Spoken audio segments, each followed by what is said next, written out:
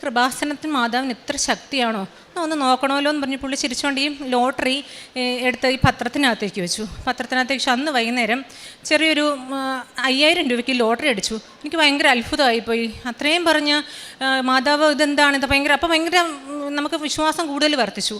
അപ്പം ഞാൻ അന്ന് മുതൽ ആ രാത്രി മുതൽ തീക്ഷ്ണമായിട്ട് പ്രാർത്ഥിക്കാൻ തുടങ്ങി. മാതാവേ, അങ്ങനെയാണെങ്കിൽ എനിക്ക് ഒത്തിരി ആഗ്രഹം, നീ എൻ്റെ അടുത്തൊന്ന് വരാമോ?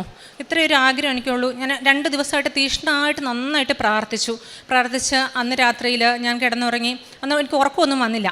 അപ്പം ഞാൻ ഒരു 2 മണി വരെ ഞാൻ ഉറങ്ങിയിട്ടുണ്ടായിരുന്നില്ല.